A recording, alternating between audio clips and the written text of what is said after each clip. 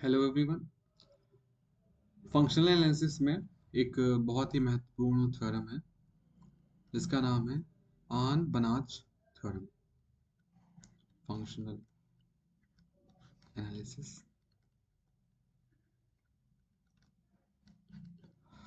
उसको प्रूव करने से पहले कुछ जो बेसिक्स हैं वो जानने बहुत ज़रूरी है।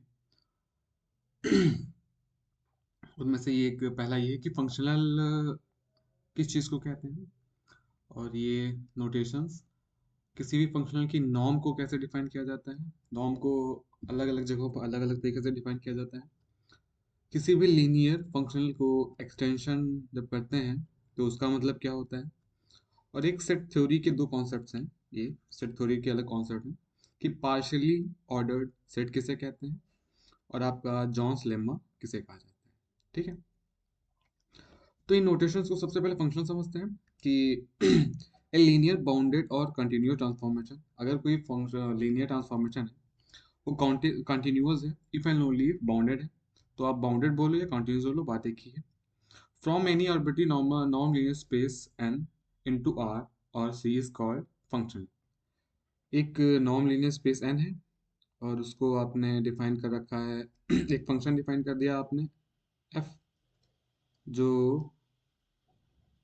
वेक्टर स्पेस से किसी फील्ड पर r या फिर c, रियल नंबर की या फिर कॉम्प्लेक्स नंबर की फील्ड पर जा रहा है। तो ऐसे फंक्शन को फंक्शनल कहते हैं। ठीक है, दूसरी पॉइंट है notations b n com n dash. ये क्या होता है, set of all linear transformation n और ऐसे n डैश पर, यानी कि किसी एक लीनियर ट्रांसफॉर्मेशन, सॉरी एक कोई लीनियर ट्रांसफॉर्मेशन है जो एक नॉन लीनियर स्पेस है दूसरे नॉन लीनियर स्पेस पर जा रहा है। ऐसे को इतने जितने भी पॉसिबल ट्रांसफॉर्मेशन हो सकते हैं उनका जब सेट ले लिया गया तो हम उसको ऐसे डिनोट करते हैं। बी एन किसे कहेंगे, set of all linear operators on and on to itself. N से एन पर लीनियर टर्म ऑपरेटर्स जो n से n पर जाते हैं, इन सबका जब कलेक्शन ले लिया जाता है तो वो bn कहलाता है। bnr ये होता है लीनियर फंक्शनल्स का सेट। nc nr हो या फिर nc, उसका मतलब क्या हो कि ट्रांसफॉर्मेशन रियल नंबर पर जा रहा है, यहाँ पर क्या है, कॉम्प्लेक्स नंबर पर जा रहा है। तो दीज आर द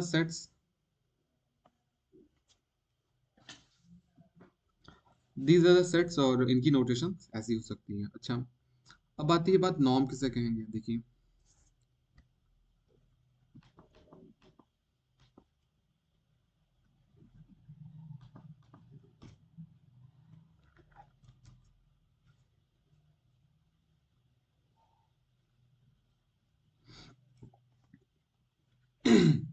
हमको पता है कि किसी भी लीनियर ट्रांसफॉर्मेशन की जो नॉर्म होती है वो डिफाइन ऐसे होती है, norm of to T is equal to supremum of norm of T X such that norm of X smaller than equal to one, ऐसे डिफाइन होती है। तो उसी प्रकार से हम किसी भी फंक्शनल की नॉर्म को डिफाइन कर सकते हैं। कोई फंक्शन होगा तो किसी ना किसी नॉन लीनियर स्पेस पे काम कर रहा होगा। तो supremum of the mod of the F x such that x कहाँ से बिलोंग कर रहा हो, एन से आ रहा हो, और उसकी एक्स की नॉर्म क्या हो, वन से छोटी हो। तो ये आपको डिफाइन करनी ऐसी होगी कि नॉर्म ऑफ द फंक्शन। अच्छा, अब जो मेन चीज़ जो यूज़ होगी हमारे आन बनात थ्योरम में वो ये एक्सटेंशन। हमें एक्सटेंशन ही करना होगा किसी फंक्शन का एफ नॉट में, तो इसको समझना जरूरी है। Let N be a non linear space and M be a sub space of N. एक नॉन लीनियर स्पेस एन है, ठीक, और ये सब स्पेस एन है। ठीक है, let F be a linear functional defined on M, और हम एम पर एक फंक्शन एफ को डिफाइन कर देंगे। Then the functional F naught on the whole space, और पूरे के पूरे एफ एन पर एफ एफ नॉट मिलेगा। इसी को हम कहेंगे, क्या कहेंगे, will call extension of F. इस एफ का एक्सटेंशन कहलाएगा। अच्छा, कोई भी चीज किसी का एक्सटेंशन कहलाती है, यानी इससे इसका कुछ रिलेशन होगा, एफ और एफ नॉट के बीच रिलेशन होगा, और वो रिलेशन ये होगा कि F not X equal to F X for all X belong to M. यानी कि जो बाहर वाला एफ नॉट है वो जब एक्स के एलिमेंट उठाता है तो जो काम एफ कर रहा होता है वही एफ नॉट भी कर रहा होता है। ठीक है, बाहर के एलिमेंट्स पर एफ तो काम नहीं कर रहा है, लेकिन अंदर के एलिमेंट्स पर एफ काम कर रहा है। और एफ नॉट क्या हो जाएगा, पूरे के पूरे एन पर डिफाइंड होगा, लेकिन एक्स पर एम पर वैसे ही डिफाइन होगा जैसे कि एफ डिफाइंड है। तो F not X equal to F X for all x belongs to M. This तो एफ नॉट को एफ का एक्सटेंशन कहेंगे। ठीक है, ओके। अब आती है बात पार्शली ऑर्डर्ड सेट की। ये कैसा सेट होता है भैया। एक ऐसा सेट जिसके पर हम एक रिलेशन डिफाइन करें जो इन तीन चीजों को डिफाइन सेटिस्फाई कर रहा हो। पहला तो ये कि रिफ्लेक्सिव होना चाहिए, दूसरा एंटीसिमेट्रिक, और तीसरा ट्रांजिटिव। तो आर रिफ्लेक्सिव कब होगा? जब एक्स जो होगा, मतलब जो कोई भी एलिमेंट उठा लो एस का, वो खुद से रिलेटेड हो। कोई भी रिलेशन दे दिया, रिलेशन कैसा हो सकता है कि हमने मान लिया कि एक्स वाई से छोटा है, वाई एक्स से छोटा है, या वाई इक्वल टू एक्स है, ये इन दोनों के बीच रिश्ता है, रिलेशन है। इस टाइप का रिलेशन हम डिफाइन कर सकते हैं। अच्छा, तो कोई भी आर रिफ्लेक्सिव कब होगा? जब कोई भी एलिमेंट खुद से वैसे रिलेटेड हो। ठीक है। आर इज एंटीसिमेट्रिक कब होगा? अगर एक्स जो है वाई से रिलेटेड है और वाई एक्स से रिलेटेड है, then X equal to Y. कहने का मतलब ये है, अगर मैं रिलेशन ऐसे डिफाइन करूँ, स्मॉलर देन इक्वल टू, तो x अगर smaller than equal to y है and y smaller than equal to x है, तो this will imply y is equal to x। This should be happen. अगर ये ऐसा हो रहा है तो हमारा रिलेशन कैसा कहलाएगा? एंटी सिमेट्रिक कहलाएगा। ओके। तीसरा, आर इज ट्रांजिटिव। ट्रांजिटिव मतलब ट्रांसफर हो रहा है। x अगर y से रिलेटेड है और y अगर z से रिलेटेड है, तो x r से z से रिलेटेड होगा। कहने का मतलब है, अगर x y से छोटा है और y z से छोटा है, तो इम्प्लाई करेगा कि x जो है z से भी छोटा है। अगर इन तीन चीजों को कोई सेट सेटिस्फाई कर रहा है, एक सेट है, एक सेट ले लिया है और उस पर हमने एक रिलेशन ले लिया है। रिलेशन एक सेट पर बहुत सारे हो सकते हैं। एक ऐसा रिलेशन जो इन तीनों चीजों को सेटिस्फाई कर रहा है, तो इस रिलेशन को, इस सेट को इस रिलेशन के साथ पार्शली ऑर्डर्ड सेट कहेंगे। अच्छा, अब आती है जॉन्स लेम्मा किसे कहते हैं। जॉन्स लेम्मा कहता है कि अब पार्शली ऑर्डर सेट, अगर कोई सेट ऐसा है जो पार्शली ऑर्डर्ड है, यानी इसके पास हमारे पास एक रिलेशन है, एक सेट है उसके पास एक रिलेशन है, जिसके पास अपर बाउंड्स हैं, for every chain necessarily contains at least one maximal element. अगर कोई सेट एस है और वो पार्शली ऑर्डर्ड है, पार्शली ऑर्डर्ड सेट है, इसको ऐसे भी लिखते हैं POSET। ठीक है, पार्शली ऑर्डर्ड सेट है, तो इसके पास एक ऐसा एलिमेंट जरूर एग्जिस्ट करेगा जो मैक्सिमल हो। मैक्सिमल होने का मतलब ये है कि इससे बड़ा एलिमेंट इस सेट के अंदर ना हो। ठीक है, यानी कि सबसे बड़ा एलिमेंट यही हो। ठीक है, तो ये होगी बेसिक चीजें जो आपको आन बनास थ्योरम पढ़ने के लिए आनी चाहिए। अब हम चलते हैं आन बनास थ्योरम की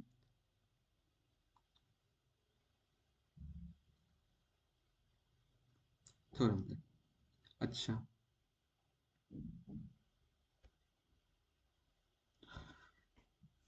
आन बनास थ्योरम में एक लेमा है जो यूज होगा। वो ये कहता है कि let M be a linear subspace of non linear space N. Figure देख लो, ज्यादा समझ में आ जाएगा। एम है, ये एन है। ठीक है, सॉरी, ये एम है, ये एन है, ये एम है और ये एन है। ये नॉन लीनियर स्पेस है और इसका सब स्पेस क्या एम है। And let F be a functional defined on M. एक फंक्शनल क्या है? एफ पर एम पर डिफाइंड है f. If x not is a vector not in M, and if M not, देखो एक हमने वेक्टर ले लिया एक्स नॉट जो एम में नहीं है। एक्स नॉट को कहाँ ले लिया हमने? जो एम में नहीं है, vector not in M, and if M not is equal to M plus M. और एक देखो हमारे पास दिया था एम और एक एम दिया था, हमने एक नया सबस्पेस बना लिया एम नॉट, जिसको डिफाइन कैसे किया है कि एम को उसमें एक्स नॉट जोड़ दो। ठीक है, और इस एक्स नॉट को जोड़ने की विधि कैसे बताई कि ऐसे जोड़ दो भैया।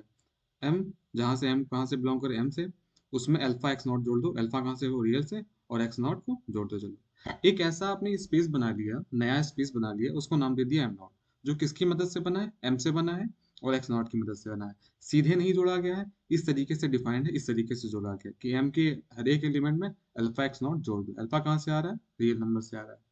अच्छा, तो is the linear subspace spanned by, span का मतलब क्या हो? उसे जनित है, मतलब उसके द्वारा उत्पन्न किया गया है। किसके द्वारा? एम और एक्स नॉट के द्वारा।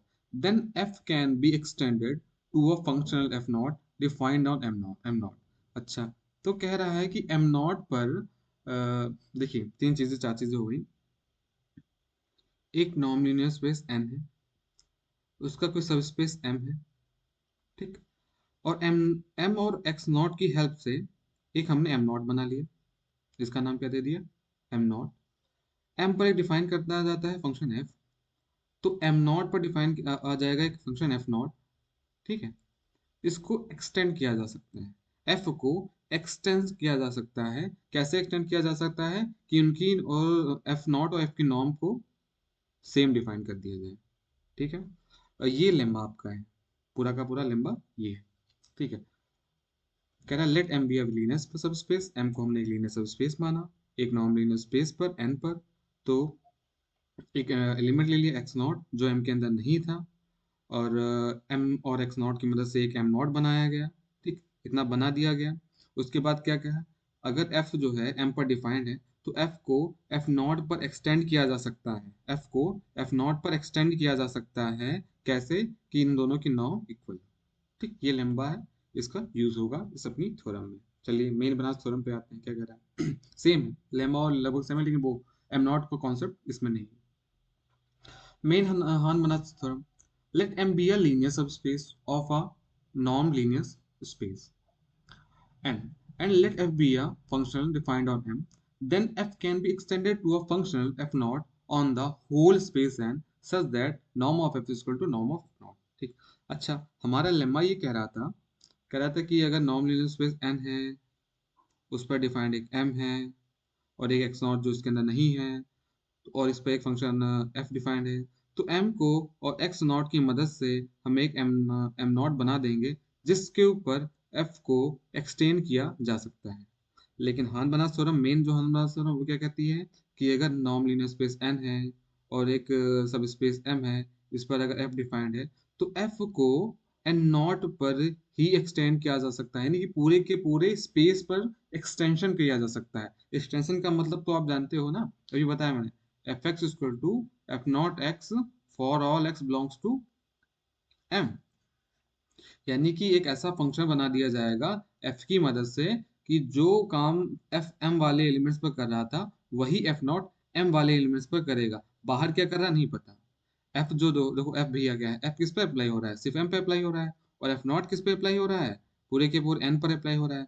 अगर एन पे अप्लाई हो रहा है तो उसके अंदर तो एम भी है, तो एम पर भी अप्लाई हो रहा है। तो एम के एलिमेंट्स पर वही काम करता है जो एफ कर रहा होता है, इसी को एक्सटेंशन कहते हैं। ठीक है, अच्छा तो मेन हाँ मैं समझ में आ गई कि किसी फंक्शन को पूरे के पूरे नॉन लीनियर स्पेस पर हम एक्सटेंशन कर सकते हैं, इसी चीज को प्रूव करना है। और कैसे एक्सटेंशन कर सकते हैं कि इन दोनों की नॉर्म जो हो वो आपस में इक्वल हो। यही आपकी हान बनास थ्योरम, उसी में आपका Zorn's lemma partially ordered set इन सब का यूज होगा। ओके चलते हैं आगे।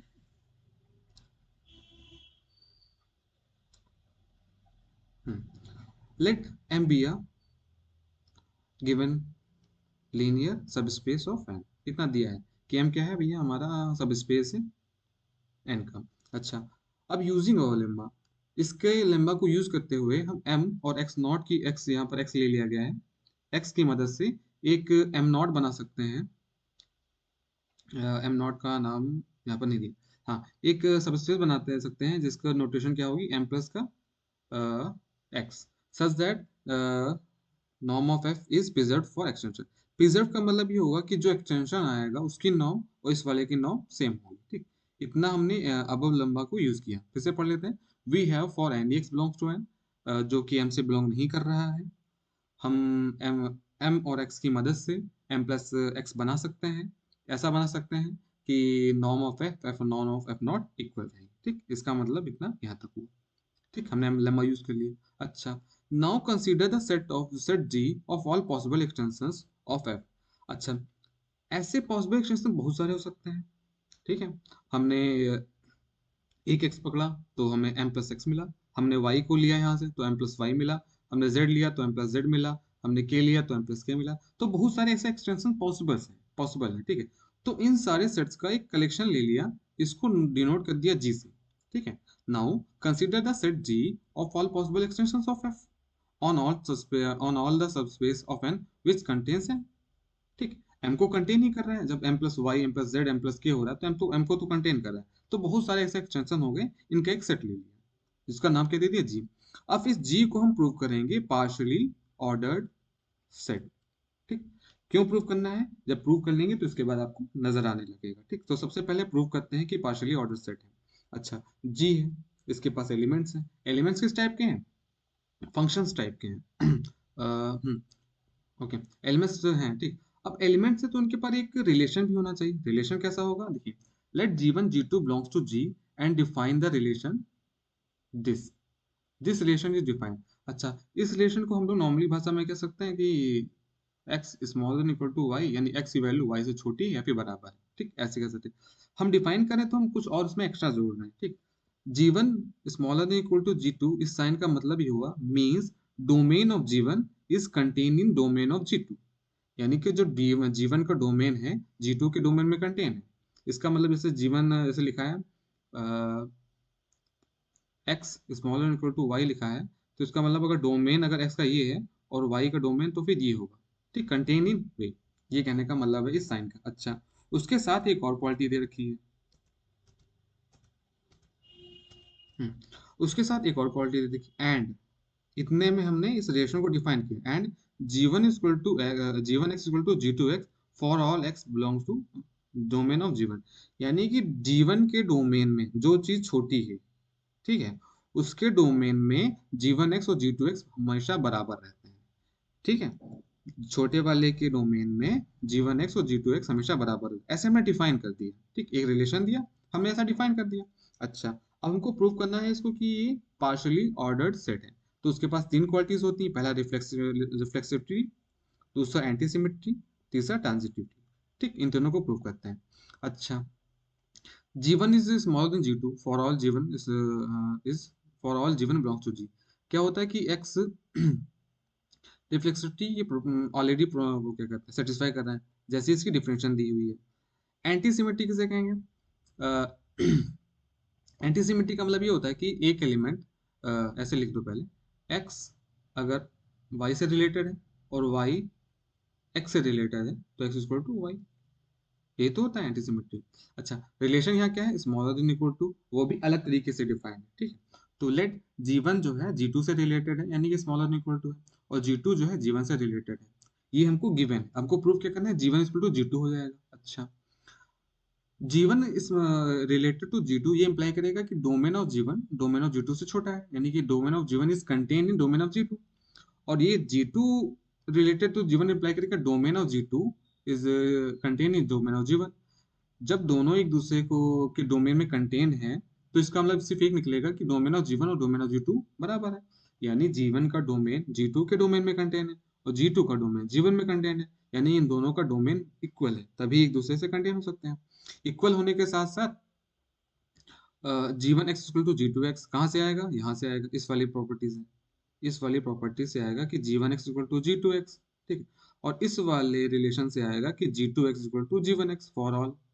तो इससे क्या पता चल जाएगा, G1 x जीवन के डोमेन में भी और G2 के डोमेन में भी इक्वल है, तो दोनों डोमेन में इक्वल है, यानी कि हमेशा इक्वल है, तो G1 इक्वल टू G2 हो गया, ठीक, समझ में आ गया कि एंटीसिमेट्रिक क्या कहते हैं कि x अगर y से रिलेटेड है, y अगर x से रिलेटेड है, तो हमें x बराबर y लाना होगा।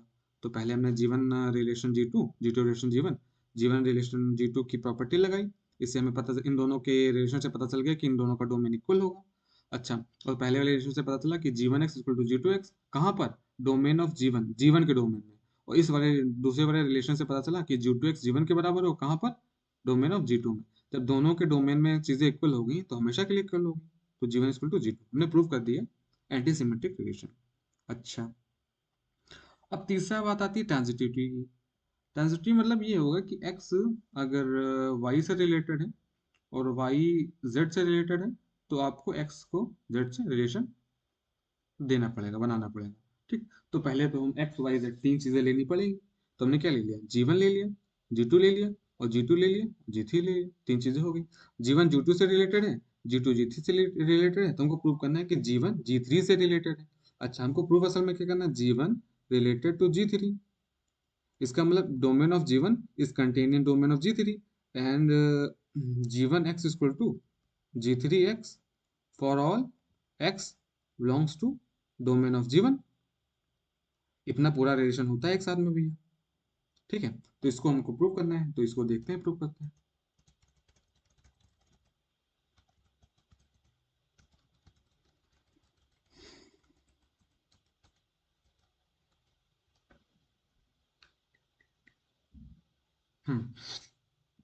इन दोनों को लेकर चलना है, G1 रिलेटेड टू G2। तो ये क्या अप्लाई करेगा कि domain of G1 is contain in domain of G2। Property क्या रहेगी कि G1 x और G2 x बराबर होगा किसके डोमेन में, पहले वाले के डोमेन में। तो इसमें पहला वाला क्या है, G1 है, तो G1 x G2 के x के बराबर होगा पहले वाले डोमेन में। अच्छा, दूसरा G2 is related to G3, इससे क्या इंप्लाई करेगा, इससे ये वाली चीज इंप्लाई करेगी कि domain of G2 is contain in domain of G3। Property क्या होगी, G2 x बराबर G3 x से होगा सबके पहले वाले के डोमेन में, डोमेन ऑफ, ऐसा ये लिखनी है। हाँ देखो लिखा है, डोमेन ऑफ G2 के बराबर होगी।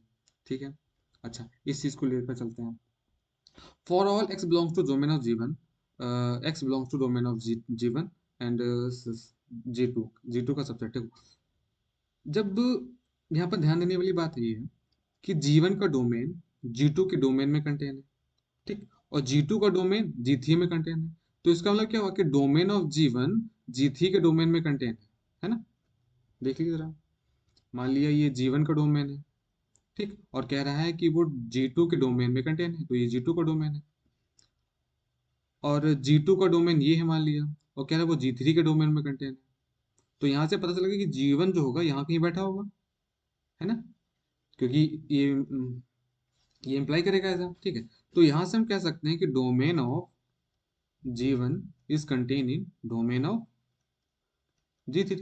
एक चीज हमारी आधी चीज प्रूव हो गई, यही तो लाना था, G1 को G3 से रिलेशन करने के लिए यही पहली प्रॉपर्टी, और दूसरी प्रॉपर्टी एक और है, तो ये तो पहला प्रूफ। दूसरी प्रॉपर्टी हमको क्या लाना है कि G1x is equal to G2 G3x for all x belongs to domain of G1, है ना। चलिए देखते हैं।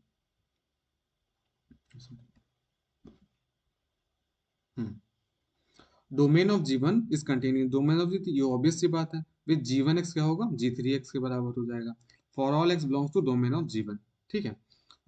ये बराबर क्यों हो गया, उसी बेसिक प्रॉपर्टी से, जब G1x G2x के बराबर है, G1 डोमेन ऑफ G1 में, और G2x G3 में बराबर है डोमेन ऑफ G2 में, तो इस हिसाब से G1x G3 में बराबर हो जाएगा, G3x के बराबर हो जाएगा डोमेन ऑफ G1 में, डोमेन ऑफ G1। इससे क्या पता चलेगा कि G1 G3 से रिलेटेड है वैसे ही। ठीक है, हमें प्रूव करना था कि x अगर y से रिलेटेड है, y z से है, तो x z से हो, ये हमने प्रूव कर दिया। तो हमें क्या पता चला, 10G is a partially ordered set. ठीक, अच्छा जब हम प्रूव कर चुके हैं कि ये पार्शली ऑर्डर्ड सेट है, अब हमको क्या प्रूफ लगाना, क्या जॉन्स लेम्मा लगाना है। ठीक है, बस जॉन्स लेम्मा लगाने के लिए के बाद ही हमारी थ्योरम प्रूव हो जाएगी। अच्छा, so by Zorn's lemma here there exist a maximal element in G. अच्छा, तो जॉन्स लेम्मा कहता है कि अगर कोई सेट पार्शियली ऑर्डर सेट है तो उसके पास मैक्सिमल एलिमेंट एग्जिस्ट करेगा पक्का। तो मान लिया उस एलिमेंट का नाम हमने क्या दे दिया, एफ नॉट दे दिया। अच्छा, अब हमको प्रूव करना है, it remains to show that f not is the required extension in. जो एफ नॉट है, जो हमने मैक्सिमल एलिमेंट लिया है, इसी को हम प्रूव कर देते हैं कि भाई यही एफ का एक्सटेंशन है, कोई दिक्कत नहीं। अच्छा, let if possible there exist an x belongs to N, जो एक्स एम बिलोंग नहीं करता है, such that f naught can be extended to domain of f naught plus x, that is M plus का lambda x by M plus का x, which is not possible because this values the maximality of f naught. अच्छा तो देखो यहाँ क्या कर रहा है, यहाँ पर इसने यूज किया है कंट्राडिक्शन। कह रहे कि एफ नॉट को मान लो ये मैक्सिमल एलिमेंट है, और लेम्मा को यूज करते हुए हमने कह दिया कि एफ नॉट को एक्सटेंशन किया जा सकता है। ठीक, कैसे एक्सटेंशन किया जा सकता है कि एम पर एक ऐसा एक्स एग्जिस्ट कर जाए, एक ऐसा एक्स एग्जिस्ट कर जाए जिसके ऊपर इस एफ नॉट को समझ लो, एफ नॉट का एक्सटेंशन एफ डबल नॉट, ठीक है, मिल जाए। ठीक है, लेकिन ये वायलेट कर देगा क्योंकि जी में तो सारे के सारे फंक्शनल हैं ऑलरेडी, और जो एफ नॉट है वो उसका मैक्सिमल एलिमेंट है, यानी एफ नॉट से बड़ा कोई एलिमेंट इसके अंदर हो ही नहीं सकता। यानी अगर बड़ा है भी तो वो एफ नॉट ही है। अगर हम कहें कि भैया एफ नॉट से भी बड़ा कोई एलिमेंट है तो एफ नॉट ही है।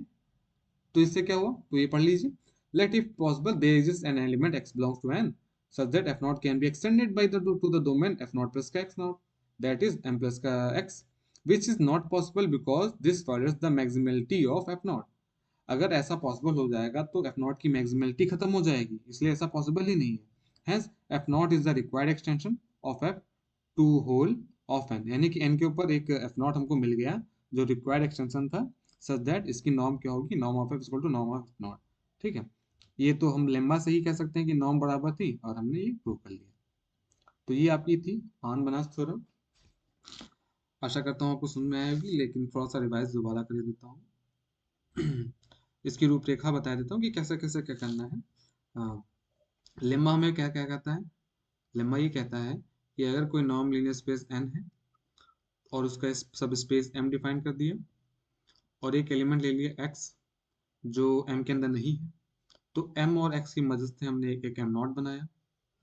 ठीक, अगर m पर एक फंक्शनल f डिफाइन है तो इस फंक्शनल को m नॉट तक ले जाने के लिए हम f नॉट को f को एक्सटेंड कर सकते हैं। और कैसे एक्सटेंड कर सकते हैं कि इन दोनों की नॉर्म आपस में इक्वल रहेगी। ठीक, ये लंबा है, मतलब नॉर्म इक्वल है, ये लंबा है हमारे पास। ठीक, अच्छा, और आन बनास थ्योरम ये कहती है कि भैया अगर कोई function non linear space n है और उसका एक सब स्पेस m है, अगर उस पर एक फंक्शनल डिफाइंड है f, सिर्फ इतना कह दिए कि फंक्शनल डिफाइंड है f, तो इस f को पूरे के पूरे n पर एक्सटेंड किया जा सकता है f नॉट पर विद द सेम प्रॉपर्टी। इस लेम्मा का यूज करेंगे हम ये प्रूव करेंगे। ठीक, कैसे प्रूव करेंगे, मान लेंगे कि एक नॉर्मल स्पेस n है, ये m है, और पुराने लेम्मा से हम एक m नॉट बना लेंगे, x के वहाँ पर एक m नॉट बना लेंगे। इस x की मदद से मतलब बहुत सारे एक्सटेंशन बना लेंगे। ठीक, m नॉट बना लेंगे, m double not, m triple not, जितने भी बनाना चाहे बना लेंगे। ठीक है, और उनका एक सेट ले लेंगे g, जिसके अंदर क्या होंगे, फंक्शनल्स होंगे खूब सारे। ठीक है, अब इस g को फंक्शन लिख देता हूँ। इस g को हम प्रूव करेंगे पार्शियली ऑर्डर्ड सेट। जब ये प्रूव हो जाएगा पार्शियली ऑर्डर्ड सेट तीन प्रॉपर्टीज के साथ, रिफ्लेक्सिविटी, एंटीसिमेट्रिक और ट्रांजिटिविटी, जब प्रूव हो जाएगा तो हम इस पर लगाएंगे जॉन्स लेम्मा। जॉन्स लेम्मा कहता है कि इसके पास अगर ये पीओ सेट है तो इसके पास एक मैक्सिमल एलिमेंट होगा, पक्का होगा। इस मैक्सिमम एलिमेंट का नाम दे देते हैं एफ नॉट। ठीक, अच्छा, अब इस एफ नॉट को अब हमको प्रूव करना है कि ये जो एफ है ये पूरे के पूरे एन पे एक्सटेंशन हो रहा है। तो मान लेते हैं कि ये एफ नॉट क्या है, नहीं हो, मतलब पूरे के पूरे एन पे एक्सटेंशन नहीं हो रहा है। तो एक्सटेंशन नहीं हो रहा है तो इसको हम एक ऐसा एग्जिस्ट कर जाएगा एक्स जो एन में बिलोंग करेगा, जो इसको एक्सटेंशन कर देगा। लेकिन यहाँ पर जॉन्स लेम्मा कहेगा कि भैया ये तो मैक्सिमल था, यानी इससे बड़ा कोई फंक्शन एग्जिस्ट नहीं कर पाएगा, तो इससे ये कंट्राडिक्शन हो जाएगा और एफ नॉट ही हमारा एक्सटेंशन हो जाएगा होल एन पर। ठीक, दिस इज द रूपरेखा। और चलिए